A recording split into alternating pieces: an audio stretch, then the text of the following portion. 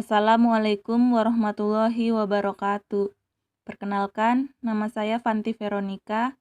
Saya dari jurusan Agribisnis, Fakultas Pertanian, Universitas Halu Oleo. Di sini saya akan menjelaskan tentang perkembangan pertanian di Indonesia dari zaman prasejarah sampai sekarang. Sejarah pertanian adalah bagian dari sejarah kebudayaan manusia.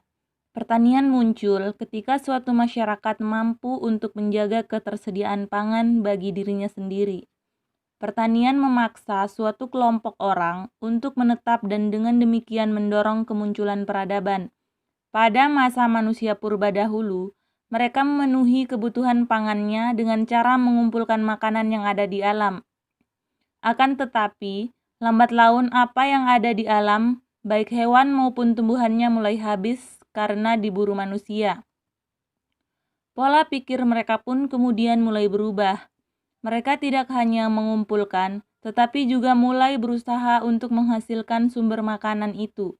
Mereka mulai mengembangbiakan hewan ternak dan tumbuh-tumbuhan.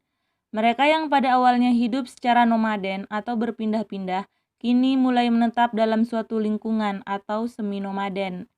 Masyarakat purba zaman Mesolitikum itulah yang menjadi salah satu tonggak perkembangan dunia pertanian. Meski dengan cara mereka yang masih sangat sederhana dan berpindah-pindah untuk mencari lahan lain ketika tanah yang dibudidayakan sudah tidak subur lagi. Sejarah pertanian Indonesia tidak lepas dari kejayaan Kerajaan Majapahit. Kerajaan ini berada di wilayah aliran Sungai Berantas, sungai kedua terbesar di Pulau Jawa.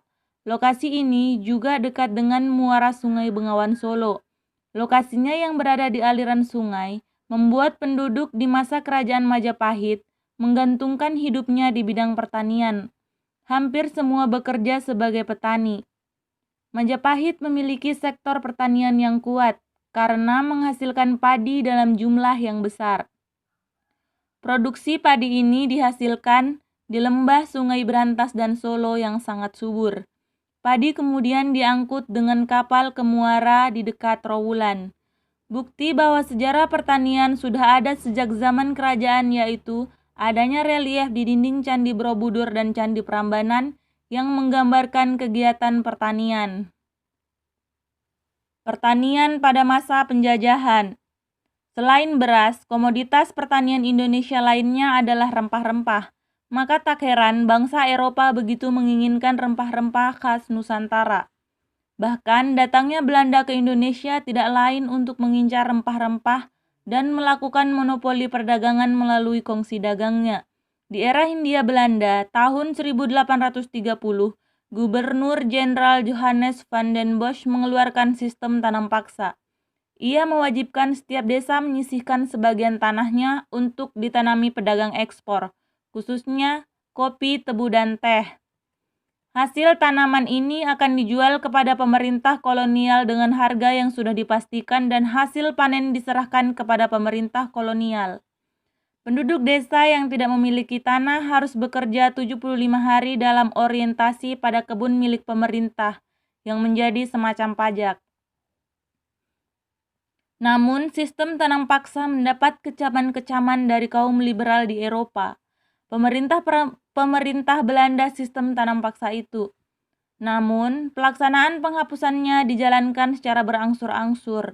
Penghapusan dimulai tahun 1850 ketika kaum liberal memperoleh kemenangan politik yang mutlak di negeri Belanda. Dan tahun 1877 hampir dihapus total kecuali penanaman kopi tetap bertahan sampai tahun 1917. Pertanian di Indonesia pada saat ini sudah berkembang dengan pesat. Hal itu dapat dilihat dari sudah banyaknya teknologi canggih yang dapat digunakan untuk proses pengolahan lahan pertanian, sehingga memudahkan petani dalam proses pengolahan lahan. Selain itu, para petani juga dapat berinovasi sehingga tanaman yang dibudidayakan dapat berkembang dengan baik, seperti pertanian hidroponik dan pertanian modern hortikultura. Itulah tadi penjelasan singkat dari saya tentang perkembangan pertanian di Indonesia dari zaman prasejarah sampai sekarang. Terima kasih. Wassalamualaikum warahmatullahi wabarakatuh.